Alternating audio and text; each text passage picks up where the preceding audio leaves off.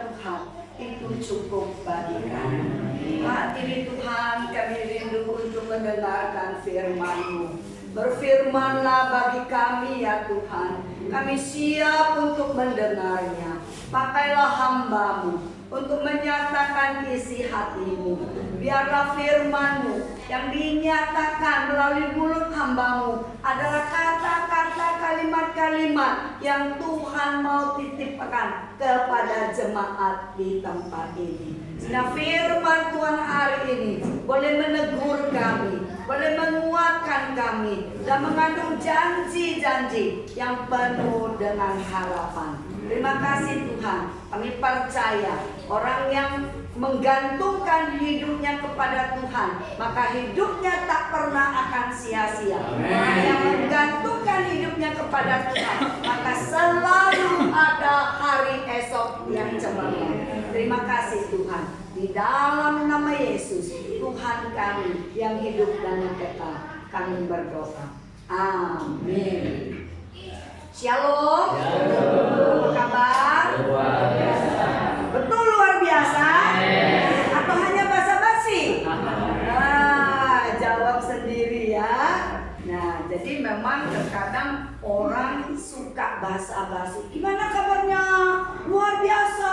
Padahal hatinya nggak luar biasa. Berarti kita hanya basa-basi, lip service doang ya. Tapi saya berharap jemaat di sini benar-benar luar biasa, bukan hanya sekedar kalimat-kalimat saja, tapi sungguh benar luar biasa. Senang berjumpa dengan saya. Nah, saya sendiri senang berjumpa dengan jemaat di tempat ini. GPDI apa? Gibor. Waduh, luar biasa. Baik, kata pepatah tidak kenal maka tidak sayang. Betul? Betul. Ya, nama saya Pendeta Lili Esther. Ya, yang baju biru ini Antonio, suami saya satu-satunya dan hanya boleh satu. Betul?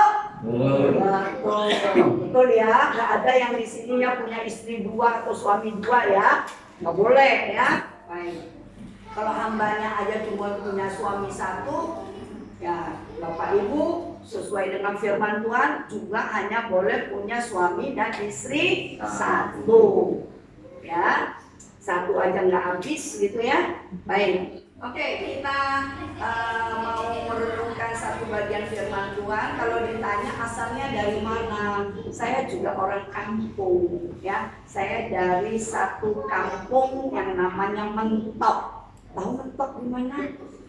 Nggak tahu ya. Mentok itu adanya di Kota Bangka. Bangka di mana? Nggak tahu juga. Nggak apa-apa lah kalau nggak tahu ya. Kota Bangka, Pulau Bangka itu namanya sekarang termasuk satu provinsi, Bangka Belitung. Tapi kalau saya dan Ahok pada tahu ya. Nah, saya Mentok itu satu pulau, kota yang ada di Pulau Bangka yang dekatan dengan Pulau Belitung. Ya, kalau ngomong Ahok biasanya orang tahu ya, punya gambaran sedikit gitu ya. Tapi tidak apa-apa. Tadinya saya juga nggak tahu desa apa nih namanya? Gampit. Tapi saya bersyukur saya sekarang tahu, oh desa Gampit tuh modelnya kayak begini. Senang sekali ya. Baik, ada firman Tuhan yang akan kita renungkan bersama yang diambil dari Habakuk pasal yang ketiga. Suara saya bisa dengar dengan jelas ya tanpa mic ya? Bisa ya. Baik, pasal 3 ayat 17 sampai dengan 19. Habakuk pasal yang ketiga ayat 17 sampai 19. Demikian firman Tuhan berkata, sekalipun pohon ara tidak berbuah, pohon anggur tidak berbuah, hasil pohon zaitun mengecewakan, sekalipun ladang-ladang tidak menghasilkan bahan makanan, kambing domba terhalau dari kurungan, dan tidak ada lembu sapi dalam kandang. Namun aku akan bersorak-sorak di dalam Tuhan, beria-ria di dalam Allah yang menyelamatkan aku. Allah Tuhanku itu kekuatanku. Ia membuat kakiku seperti kaki rusa. Ia membiarkan aku berjejak di bukit-bukitku. Sedemikian jauh pembacaan firman Tuhan. Yang berbahagia adalah orang yang membaca, merenungkan firman, dan mengamalkan firman dalam kehidupan sehari-hari. Saudara-saudara, semua orang ingin hidup bahagia. Semua orang ingin hidup banyak duit. Betul? Ada yang mau hidupnya susah, ada yang mau hidupnya miskin, tidak ada. Semua orang pengen hidupnya bahagia, berkelimpahan. Kalau bisa hartanya makan 7 turunan tidak habis-habis, gitu kan? Maunya kita kan manusia. Tapi apa yang firman Tuhan katakan hari ini yang menjadi tema renungan kita adalah tetap bersukacita di tengah masa sulit. Apa? Tetap bersukacita di tengah masa sulit. Perempuan satu jemaat yang wanita ngomong satu kali lagi, tetap bersukacita di tengah masa sulit. Yang pria, tetap bersukacita di tengah masa sulit. Soalnya kita mengatakan, bagaimana mau bersukacita kalau di tengah masa sulit? Gimana mau bisa bahagia kalau di dalam keadaan hati sedih? Itu kan yang kita pikir secara nalar kita. Tapi firman Tuhan katakan berbeda, ya. Firman Tuhan katakan bersukacitalah senantiasa di dalam Tuhan. Mengucap syukurlah senantiasa. Firman Tuhan nggak bilang, mengucap syukur ya kalau kamu lagi banyak duit. Mengucap syukur ya kalau kamu lagi sawahnya menghasilkan padi yang banyak. Oh, mengucap syukur ya kalau kamu naik jabatan. Nggak ada. Tapi firman Tuhan katakan bersukacitalah senantiasa. Senantiasa berarti dalam keadaan suka maupun duka, dalam keadaan senang maupun susah, dalam segala kondisi itu. Nah, ini terjadi di waktu Habakuk diminta Tuhan untuk menulis firman Tuhan. Nah, ada satu kondisi di mana keadaan Israel pada waktu itu di dalam kondisi yang mengenaskan, ya, di mana tidak ada makanan yang cukup, tidak ada hewan-hewan di dalam kandang, ya, semua situasinya kelihatannya begitu suram, ya. Kelihatannya begitu mengenaskan. Bayangin hasil ladangnya tuh nggak ada, ya, banyak kena hama, ya. Di sini firman Tuhan katakan, saya kontekskan dengan kondisi sekarang, ya, karena kalau saya bicara tentang kebun anggur di sini kan nggak ada kebun anggur, gitu ya, nggak ada pohon zaitun. Nah, kalau kondisinya seperti padi itu kena hama wereng, gitu ya, kemudian mungkin kena banjir, gitu ya, jadi nggak ada hasil sama sekali. Apakah di dalam kondisi tidak ada hasil, masih bisakah kita tetap bersukacita? Masih bisakah kita mengatakan sorak-sorai seperti kita sekarang sorak-sorai? Haleluya, masih bisa? Ada sebuah cerita. Suatu hari, nggak ada yang nama Toto di sini kan, ya? Nggak ada, ya. Suatu hari Mas Toto Dia mengucap syukur karena dia punya kuda yang bagus. Seneng kan punya kuda? Siapa sini punya kuda? Ada yang punya kuda? Tidak ada ya. Kalau kambing punya? Oh punya ya. Ya baguslah kalau punya kambing. Nah kudanya ini bagus sekali. Terus suatu hari ada orang kaya. Mas Toto, boleh nggak beli kudanya? Nggak boleh. Kudaku cuma aku punya ya. Aku seneng nggak boleh dijual. Gitu. Terus suatu hari, kudanya tuh pergi, hilang. Tetangganya cibir. Mas Toto sial banget deh.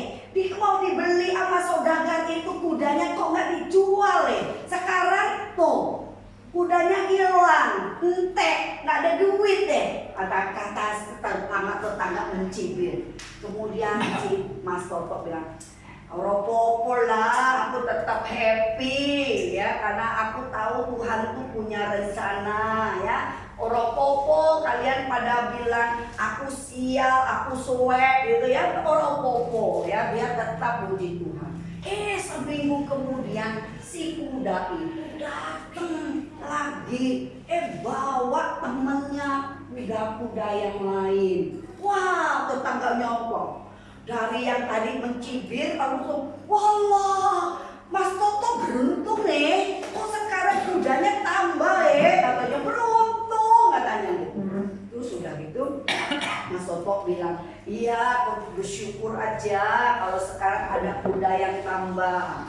Nggak berapa lama kemudian anaknya lihat kuda-kuda itu senang gitu ya. Terus anaknya yang saat sematawayang itu bilang, "Pak, aku mau coba naik kuda itu." Ya, kemudian si Mas Toto bilang, "Ya udah bolehlah, hati-hati ya nak." Gitu. Kemudian dia pas nama-nama kuda lihat pasti naikin, kudanya itu berjin gitu, anaknya terdampar ya, kakinya patah. Terus tetangga langsung nyinyir lagi, Mas Toto, untungnya cuma sebentar, sekarang sial lagi deh. Kesian deh hidupnya Mas Toto katanya gitu kan. Kemudian sedih nggak? Sedih sih sedih, masa nggak sedih anak kita kakinya patah gitu, sedih. Tapi Mas Toto bilang nggak apa-apa lah, Tuhan tahu, pasti Tuhan sembuhin. Jadi Mas Toto dia luar biasa loh, dia punya pikirannya itu betul-betul selalu bersekutu dengan Tuhan. Dalam kondisi apapun dia tetap mengatakan ora opo-opo. Bisa ngomong ora opo-opo. Iya. Sudah gitu, udah anaknya akhirnya sembuh ya. Sembuh menghasilkan kondisi yang udah menguntungkan ya. Cacat, udah dicibir. Anak sematang bayang tapi jalannya pengkor gitu ya. Dicibir lagi. Udah gitu kemudian Mas Toto bilang, "Ora popo, biarpun pencot-pencot, biarpun pincang-pincang, tapi masih hidup." Gak lama kemudian terjadi ada satu kondisi yang memang harus dia mengabdi kepada negara. Mas Toto punya anak dan orang-orang semua pemuda-pemuda di kampung itu disuruh ikut perang untuk bela negara. Nah, kemudian terus diambil kan semua, ayo kumpul untuk bela negara. Tapi karena si anaknya Mas Toto ini agak pencot jalannya gitu ya, kemudian tentara nggak mau rekrut anaknya Mas Toto jadi untuk bela negara itu nggak bisa. Kemudian akhirnya anaknya Mas Toto satu-satunya pemuda yang ada di kampung itu. Wah, Mas Toto, aduh, puji Tuhan, anakku masih ada. Puji Tuhan, anakku masih hidup. Kemudian nggak lama kedengaran bahwa anak-anak dari desa itu yang sedang pergi membela negara semuanya pada meninggal, ya. Karena alat perangnya itu di zaman dulu itu tidak cukup, akhirnya semua pada meninggal, tinggal anak Mas Toto itu. Saudara, coba di tengah kondisi yang kelihatannya buruk, nggak menguntungkan, tetapi Tuhan punya cara untuk memelihara keluarga Pak Toto yang takut akan Tuhan. Anaknya tetap hidup, jadi bersyukur. Inilah kondisi daripada Israel pada waktu itu. Ada satu kondisi mereka berada di dalam situasi tidak ada makanan, ya, tidak ada kambing domba, tidak ada semuanya.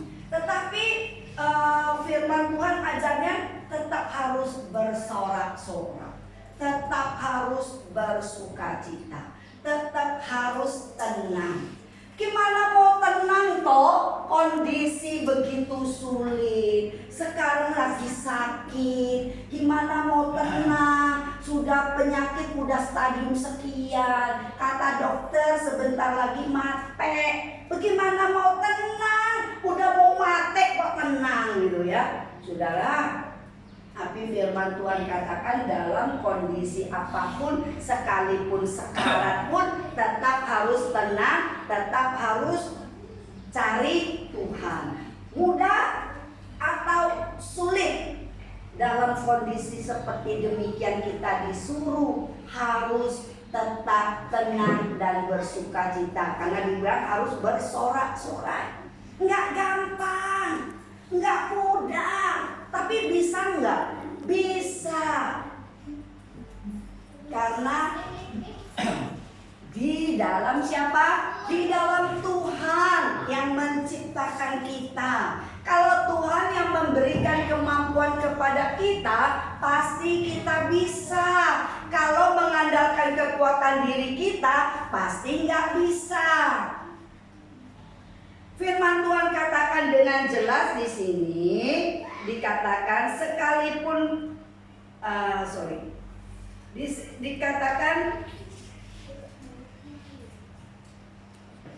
dikatakan namun aku akan bersorak-sorak di dalam Tuhan, beria-ria di dalam Allah yang menyelamatkan aku. Jadi kita bisa bersorak-sorak dan beria-ria di dalam Tuhan sekalipun kondisi tidak menyenangkan, sekalipun di masa sulit, kita dimampukan karena di dalam Tuhan. Di dalam Tuhan yang kelihatannya tidak mungkin menjadi mungkin. Yang kelihatannya tidak bisa menjadi bisa. Yang kelihatannya kondisinya begitu suram, madesu, tapi bisa diubah Tuhan menjadi madecer. Madecer, pernah dengar madecer? Belum pernah kan? Madesu pernah, masa depan suram. Memang orang sebenarnya yang negatif-negatif, tapi saya mau ngajarkan. Ayo kita madecer, masa depan cerah. Apa? Madecer, masa depan cerah. Jadi di dalam Tuhan yang kelihatannya madesu bisa diubah menjadi madecer. Nah, cerita tentang Yusuf pernah dengar kan? Semua orang udah pernah dengar tentang cerita Yusuf. Yusuf gimana nggak ngenesnya ya? Abang-abangnya jual dia ya untuk dapat duit nggak seberapa pun, jual dia jadi budak. Setelah dia jadi budak dibeli sama keluarga Potifar, dituduh ya, padahal dia nggak berbuat, dituduh bahwa dia berbuat tidak senonoh pada istri Potifar, padahal enggak begitu. Si tante aja yang menggoda, tapi si Yusuf tidak tergoda karena difitnah oleh istri Potifar. Akhirnya si Yusuf masuk penjara. Kelihatannya tamat riwayatnya, tapi apa yang kelihatannya madesu, masa depan suram, kelihatannya tamat riwayatnya, Tuhan ubah ya di penjara itu justru Tuhan memberikan didikan kursus yang membuat Yusuf itu tetap taat sama Tuhan, tetap berserah penuh sama Tuhan ya. Tuhan bilang nih, proses dulu ya. Orang bikin kue aja ada prosesnya ya. Dari apa tuh diuak-uak ya, peloh gitu ya. Kemudian dibentuk-bentuk ya, kemudian baru dibakar baru siap untuk dimakan. Nah, seperti itulah Tuhan bilang, Yusuf, proses dulu, nanti kamu akan menjadi yang luar biasa. Yang kelihatannya badesu menjadi madecer ya. Di mana Yusuf akhirnya dipilih menjadi wakil daripada Firaun, menjadi penguasa yang tinggi, yang luar biasa ya. Coba kita lihat, seandainya Yusuf sumut-sumut, apa ini Tuhan, aku nggak salah kok dibikin masuk penjara. Aku elek-elek aja lah di penjara, nggak mau ngapa-ngapain, males-malesan. Dia diperhatikan nggak oleh kepala sipir? Enggak. Tapi di dalam kondisi yang kelihatannya tidak menguntungkan, Yusuf tetap rajin, sehingga dia dipercaya untuk mengurus para tawanan-tawanan di penjara itu. Dia tetap percaya bahwa Tuhan adalah Tuhan yang baik. Tuhan tidak mungkin membiarkan dia terus-menerus atau mati busuk di penjara. Dia begitu percaya ya. Jadi waktu dia mengartikan mimpi dari juru minuman dan juru roti, dia bilang apa? Nanti ya ingat-ingat nama saya gitu ya. Tapi dia diingat nggak? Gua dilupakan sekian lama sampai Tuhan bikin si Firaun mimpi. Waktu dia mimpi gak ada yang bisa nafsirin. Taunya si juru minuman keluar jadi pahlawan. Firaun raja, di penjara itu ada seorang orang Israel yang bisa ngertiin mimpi, dan mimpi yang diartikan itu tepat banget loh, kata si juru minuman. Oke, panggil dia datang. Wah, langsung si Yusuf didandani sedemikian rupa untuk ngadep raja. Dan dia bertemu dengan Firaun, kemudian mengartikan mimpi bahwa ada mimpi itu artinya 7 tahun akan ada kemakmuran, kemudian ada 7 tahun ada kelaparan, harus siap-siap gitu ya. Kemudian si Firaun justru memilih si Yusuf untuk menjadi pengatur itu semua. Luar biasa kan? Kalau bukan Tuhan yang bikin itu semua, bisakah itu terjadi? Tidak bisa. Jadi kelihatannya madesu, masa depan suram, tapi di tangan Tuhan yang perkasa, pencipta langit dan bumi, pencipta saudara dan saya, sanggup diubah menjadi hal yang luar biasa. Asal ada asalnya, jangan amin-amin dulu. Asal kita hidup seturut dengan kehendaknya Tuhan, mengimani sesuai dengan maunya Tuhan. Jadi jangan mau-maunya dewek, mau-maunya kita sendiri. Nah, sekarang ini banyak orang Kristen yang cengeng ya. Ada sedikit kesulitan, Tuhan jangan, masa Tuhan aku sudah melayani Tuhan, aku kok dibikin begini ya, kok jadi susah, beruntun masalah ada dalam keluarga, langsung mulutnya monyong. Mana Tuhan, katanya Tuhan baik, tapi kok Tuhan biarin aku begini gitu ya. Padahal dalam kondisi apapun Tuhan adalah Tuhan yang tidak berubah. Dia adalah tetap Tuhan yang baik. Kalau Tuhan izinkan sesuatu masalah yang terjadi di dalam hidup kita, bukan berarti Tuhan tidak tidak baik, tapi dalam rangka Tuhan sedang memproses kita. Jadi saudara, saya punya cerita, ini kisah nyata ya. Jadi tuh ada seorang jemaat ya. Jemaat ini suami istri punya anak yang bahagia ya. Suaminya tuh sangat sayang sama istrinya ya. Istrinya semua bergantung banget sama suaminya ya.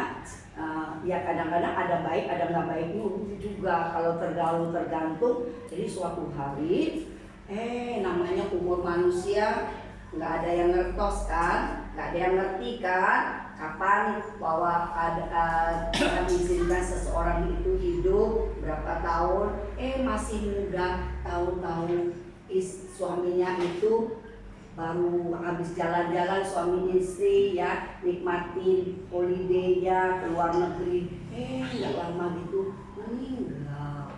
Waduh, waktu meninggal itu si istrinya ini sedihnya minta ampun ya. Jadi waktu ada acara kedukaan lagi di peti jenazah, biasa kan Pak Pendeta kami juga ikut sedih. Dia langsung bilang, enggak, kamu enggak sedih, yang paling sedih saya, kamu mana tahu. Oh dia marah-marah gitu ya. Nah dari itu waktu itu nggak ada saya di situ, jadi saya nggak tahu ceritanya. Kalau tahu ceritanya besoknya mau mimpin penguburan ciut juga. Apalagi waktu itu saya baru jadi hamba Tuhannya ya. Terus aku masuk dan pelayanan untuk ke pelepasan dan penguburan. Ya jadi waktu itu gimana nih ya, itu orang nangis mulu gitu, kayaknya nggak nyaman lah kita memimpin ibadah tapi orangnya kayaknya nggak siap lah, jalan sono jalan sini begitu sambil nangis gitu. Terus aku bilang sama Tuhan ya, Tuhan gimana dong mau mimpin ibadah orangnya nggak siap begini gitu. Akhirnya Tuhan bicara ke hati saya, layani dia secara pribadi dulu. Kasih tahu dia tentang Tuhan Yesus sebagai Tuhan dan Juru Selamat. Sekalipun dia kelihatannya ada pergi ke gerejanya, tapi orang ini belum di dalam Tuhan, sehingga dia ya seperti itu. Terus akhirnya saya ambil waktu, saya layani secara pribadi. Kemudian saya ajak dia untuk terima Tuhan Yesus sebagai Tuhan dan Juru Selamat ya. Kemudian doa, habis itu Bu, yuk udah siang nih kita kuburinnya, jasadnya ya gitu. Iya tuh gitu. Pas sampai kuburan pingsan. Udah mau masukin ke liang lahat itu ya, dia pingsan. Jadi kalau udah pingsan kan saya kan nggak berani juga main kubur ya. Nanti kalau dia bilang, ayo bawa kembali naik ke atas, bingung aku kan. Terus udah gitu ada ya ibu-ibu biasalah dikasih wangian apa supaya sadar. Nah sudah sadar saya bilang, Ibu tuh lihat tuh, ini udah gelap, nanti kalau hujan bagaimana begitu kan. Yuk kita itu ya. Akhirnya dia kemudian dia udah selesai kuburan. Terus aku bilang, Bu, saya mau tetap layani Ibu ya, walaupun rumah saya jauh. Kalau untuk pergi pelayanan ke rumah dia itu bisa 50 sampai 60 kilo. Jauh kan? Jauh nggak? Jauh, lumayan lah ya, kurang lebih dari Malang sampai ke dari Batu Malang sampai ke Gampit. Nah terus udah itu saya layani ya. Setelah beberapa lama kemudian dia sampai pada satu titik, dia ngomong begini, Bu Lili, Tuhan itu baik ya, Tuhan ampuni saya nggak ya, karena saya dulu tuh teriak-teriak Tuhan jahat, Tuhan nggak baik. Saya bilang yuk kita minta ampun sama Tuhan. Sekarang saya baru ngerti, katanya begitu. Rupanya selama ini saya nggak kenal Tuhan dengan baik gitu ya. Saya ke gereja hanya karena ngekor, karena sayang suami ngajak kemana ya hayu, diajak ke gereja ya hayu, diajak pergi makan-makan ya hayu. Pokoknya saya ke gereja itu bukan dari hati saya. Tapi sekarang saya baru tahu bahwa Tuhan ambil suami saya dalam rangka Tuhan mau didik saya percaya supaya tidak bergantung sama suami, tapi bergantung kepada Tuhan. Yang luar biasa, dia mengalami pembaharuan dari Tuhan ya. Yang tadinya cuma duduk manis gitu ya, duduk ke gereja di mobil, setelah suaminya meninggal dia harus uber-uberan naik bus gitu ya, tapi dia lakoni itu semua dengan sukacita karena dia sudah, hatinya itu sudah mengasihi Tuhan. Jadi saudara, di dalam kondisi yang kelihatannya sepertinya buruk ya, sepertinya madesu, tapi di dalam Tuhan ada masa depan yang baik. Saudara percaya? Amin. Syaratnya apa? Saudara mau mengalami itu semua mukjizat-mukjizat dari Tuhan. Dari keadaan madesur menjadi madecer, itu harus punya relasi dengan Tuhan. Banyak orang Kristen hanya ke gereja seminggu sekali. Kalau hari Minggu ke gereja bagus, saya nggak bilang nggak bagus ke gereja seminggu sekali. Tapi Senin sampai Sabtu hidupnya itu seperti orang yang tidak percaya Tuhan. Itu yang menyedihkan hati Tuhan. Itu yang membuat Tuhan pilu. Kenapa anakku hanya cari aku seminggu sekali? Bapak Ibu kalau makan seminggu sekali kelaparan nggak?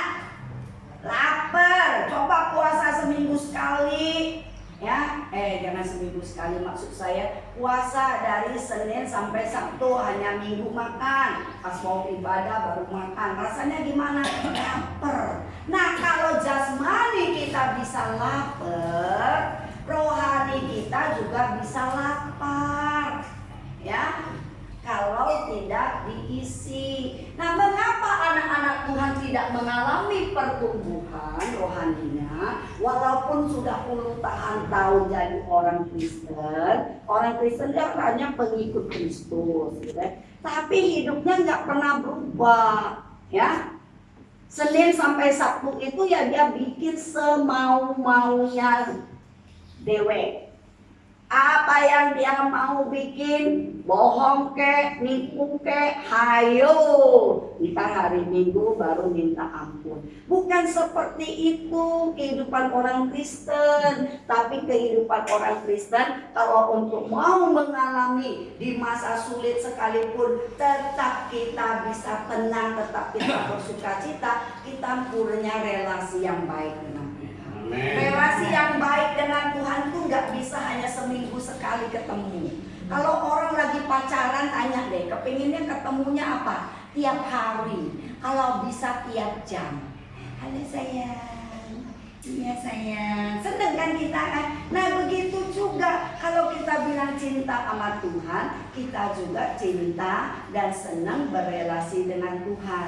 Tapi anehnya orang-orang Kristen sekarang ini nggak seperti orang Kristen di zaman para rasul. Maunya ya itu instan ya, maunya jauh dari Tuhan, tapi maunya berkat Tuhan melimpah. Ya nggak bisa toh. Tuhan mau ya hidup kerohanian kita betul-betul dipulihkan sama Tuhan, hidup kita berelasi dengan Tuhan, baru berkat yang lain akan mengikuti kita. Jadi jangan dibalik, jangan mau berkatnya dulu baru mau ikut Tuhan. Bahaya loh kalau hanya mau berkat dulu ya, giliran belum dikasih berkat langsung bersungut-sungut. Jadi mari kita belajar apa yang firman Tuhan katakan, bersorak-sorak di dalam Tuhan ya, dan Tuhan yang mendatangkan keselamatan bagi kita. Kalau Tuhan yang mendatangkan keselamatan bagi kita, Tuhan memberikan yang terbaik bagi kita, yaitu anaknya yang tunggal yang diberikan kepada kita, menjadi korban, mati di atas kayu salib, mengalirkan darah untuk menyucikan dosa saudara dan saya, masakan hal-hal yang lain Tuhan tidak beri kepada kita. Makanya dikatakan bersukacitalah senantiasa sekalipun di masa sulit. Nah, kenapa? Apa rahasia yang berikutnya dikatakan demikian? Akulah Allah Tuhanku, itu kekuatanku yang membuat kakiku seperti kaki Musa, yang membiarkan aku berjejak di bukit-bukitku. Jadi Tuhan memberikan kekuatan, Tuhan memberikan kita kemampuan untuk mendaki yang terjal sekalipun, hal yang sulit sekalipun, kalau kita ada di dalam Tuhan. Itu janji Tuhan. Tuhan memberikan kekuatan dengan luar biasa. Saat ini saya nggak tahu pergumulan saudara apa. Mungkin pergumulan saudara sakit yang nggak sembuh-sembuh. Mungkin saudara sedang cari kerjaan, udah bikin lamaran 50 lamaran, tapi belum juga dapat. Ya, mungkin saudara bilang, aku ini udah umur 30-an tahun, tapi belum ada pemuda atau pemudi yang melirik saya, sehingga mulai galau gitu. Siapa aja yang mau saya samper? Nggak boleh, harus tetap tanya sama Tuhan, ya. Jadi jangan hidup sembarangan. Kalau saudara mau hidupnya diberkati oleh Tuhan, jangan hidup sembarangan. Harus percaya bahwa apapun yang terjadi pasti ada kekuatan yang Tuhan berikan. Karena Allah adalah Allah yang Maha Kuasa. Saudara harus betul-betul mengenal Allah yang Maha Kuasa, Allah di dalam Yesus Kristus yang sangat mengasihi kita. Yang terbaik dan yang terindah Tuhan sudah berikan kepada kita. Masakan, ya, hal yang lain Tuhan tidak beri kepada kita. Maukah kita? Apapun pergumulanmu saat ini, kasih tahu Tuhan, ya. Tuhan sanggup merubah segala sesuatu yang tidak mungkin bagi manusia, tapi mungkin bagi Tuhan. 2000 tahun yang lalu Tuhan Yesus pernah merubah air yang biasa-biasa saja menjadi anggur yang begitu lezat, yang belum pernah diminumi orang pada waktu itu. Sampai mereka mengatakan, kok bisa ada anggur yang seenak ini. Mereka komplain sama pasangan yang sedang menikah, ya, kok bisa gitu, ya.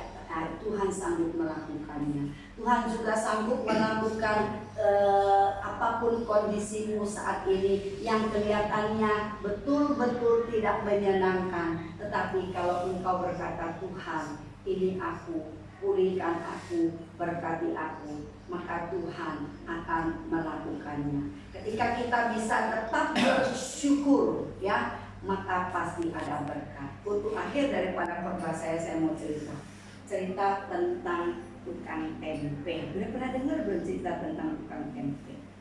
Ya, jadi gini. Jadi suatu hari si Mbok jual tempe ini, dia kan bikin tempe mau jual di pasar, ya. Tapi pada waktu itu nggak tahu kenapa tempenya itu belum jadi-jadi juga. Tapi biasanya nggak seperti ini. Biasanya kalau itu pasti jadi dulu. Jadi akhirnya singkat cerita, si tukang tempe ini tetap pergi bawa tempenya yang setengah jadi itu ke pasar, ya. Udah jalan di tengah jalan itu dulu, udah jadi belum tempenya? Belum juga. Jalan lagi, udah mau deket pasar, ngintip lagi, udah jadi belum tempenya? Tetap belum jadi. Wah, sedih dah. Orang semua udah buka lapak, udah semua pada jualan, ya. Si tukang tempe ini gimana mau ngejejerin tempe yang belum jadi? Siapa juga yang mau beli tempe yang belum jadi? Sedih deh. Tuhan, tolongin ke, sulap ke, langsung jadi tempe yang siap dijual. Terus orang udah pada jual, udah jam 9, dia beli, belum jadi. Nah, Tuhan, nanti bagaimana? Aku mesti beli kedelai, bukan keledai ya, kedelai ya. Jadi untuk beli kedelai mau bikin tempe itu yang berapa hari lagi akan jualan kalau seperti ini, rugilah aku. Kemudian udah dia nggak bisa apa-apa, duduk sedih gitu. Tuhan tolong dong. Tiba-tiba ada ibu-ibu yang cantik dan dandannya kece. Siapa yang punya tempe yang setengah jadi? Itu ya si ibu yang cantik ini ngomongnya. Terus orang semua terbelalak. tempe yang belum jadi. Siapa yang tetangga-tetangganya pada nyinyir. Siapa juga yang jual tempe setengah jadi di sini? Terus si mbok yang jual tempe, aku punya tempe yang jadi, tempenya belum jadi. Aku punya tempe yang setengah jadi. Tetangganya pada heran gitu. Ya aku sudah gitu. Bungkus semua tempe yang setengah jadi ini. Bungkus terus dibayar. Malah bayarnya lebih. Biasanya tempe itu 300 itu kalau dijual yang udah jadi. Ini tempenya dikasih 500. Hampir 2 kali lipat. Wah, seneng dia. Terus sudah situ kan tempe ini pikir, wah aneh ya, ada orang yang mau beli tempe setengah jadi. Pengen tahu kan dia. Bu, boleh tanya nggak? Boleh. Oh, ibu beli tempe setengah jadi buat apa? Oh iya, saya memang cari tempe setengah jadi karena saya mau bawa ke luar negeri. Perjalanannya jauh. Kalau dalam 24 jam tempe yang belum jadi, kalau sampai di luar negeri kan sudah jadi gitu. Oh begitu. Terus dia bersyukur sama Tuhan. Oh ternyata Tuhan hari itu melakukan sesuatu yang tidak biasa. Tempe pun tidak cepat matang supaya ini toh ya ada berkat yang lebih toh yang Tuhan mau kasih. Wah, dia bersorak-sorak, dia bersukacita. Jadi kalau dalam kondisi yang tidak nyaman, jangan cepat-cepat bersungut-sungut, tetap bersorak-sorak. Mau kita tetap seperti itu? Benar. Nah, kalau udah bilang benar nih, siap-siap loh. Nanti ada hal-hal yang bisa terjadi yang tidak menyenangkan, tapi Tuhan nantikan mujizatku yang luar biasa yang akan terjadi. Justru di tengah-tengah pergumulan kita akan menyaksikan mujizat Tuhan yang nyata dalam kehidupan. Saya sudah banyak mengalami. Di tengah-tengah pergumulan justru ada berkat yang menang. Amin. Ya, kita berdoa. Kita siapkan hati kita bersyukur firman Tuhan sudah disampaikan. Hamba Tuhan juga sudah selesai berbicara. Biarlah firman Tuhan itu yang mengetuk pintu hati kita. Biarlah firman Tuhan itu yang berbicara kepada kita secara pribadi lepas pribadi. Kita boleh berdiam diri di hadapan Tuhan. Kita mau berkata-kata kepada Tuhan. Saya akan menyanyikan satu pujian. Sekalipun pohon ara tidak berbuah, pohon anggur mengecewakan, hasil pohon zaitun mengecewakan, dan ladang-ladang tak menghasilkan. Kambing domba terhalau dari kurungan, dan tidak ada lembu sapi dalam kandang. Namun aku akan bersorak-sorak di dalam Tuhan, beria-ria di dalam Allah yang menyelamatkan aku. Sudah saat ini saya tidak tahu apa yang menjadi pergumulan saudara. Saudara bisa kasih tahu Tuhan apa yang menjadi pergumulan, apa yang menjadi kesulitan, apa yang menjadi hal yang menyedihkan hatimu. Engkau boleh kasih tahu Tuhan. Kepada saudara yang mengatakan ada dalam pergumulan, yang ingin didoakan, bisa taruh tangan di atas dada. Selaku hamba Tuhan, aku mau mendoakan. Ada lagi? Ada lagi? Ada lagi? Tuhan, Engkau melihat tangan-tangan yang telah tertaruh di atas dada. Engkau tahu saat ini mereka sedang mencurahkan isi hatinya kepadamu. Mereka sedang memberitahukan akan keluh kesahnya kepadamu di tengah pergumulan yang ada. Tuhan, hampiri mereka. Beri mereka kekuatan, berikan pertolongan, mampukan mereka untuk berjejak-jejak di bukit-bukit kehidupan ini. Sekalipun kelihatannya sulit, tapi mampukan mereka untuk tetap percaya, untuk tetap tenang, untuk tetap yakin bahwa Tuhan sanggup mengubah segala sesuatu yang kelihatannya buruk menjadi baik. Terima kasih Tuhan, kami serahkan saudara-saudara kami yang ada di dalam pergumulan. Engkau memberikan penghiburan, Engkau memberikan pertolongan pada waktunya Tuhan, dengan caranya Tuhan, dan mereka akan melihat masa depan yang cemerlang Tuhan berikan bagi setiap orang yang hidup takut akan Tuhan, yang hidup mengandalkan Tuhan. Terima kasih Tuhan untuk gembala di tempat ini Pak Boas. Kau juga memberikan kekuatan dan hiburan tersendiri bagi hamba-Mu, dan kami percaya Tuhan terus akan memakai beliau dengan luar biasa menggembalakan domba-domba yang Tuhan percayakan kepada mereka, dan kami percaya tempat ini akan ditambah-tambahkan jumlahnya dari orang-orang yang mau mencari Tuhan, dan mereka akan dipakai semua jemaat di tempat ini menjadi saluran berkat. Ada banyak orang yang boleh Tuhan pilih untuk menjadi orang percaya, dan kemudian boleh dipilih untuk melayani Tuhan. Kami percaya ke depan ada banyak anak-anak muda yang boleh memberikan diri mereka untuk melayani Tuhan.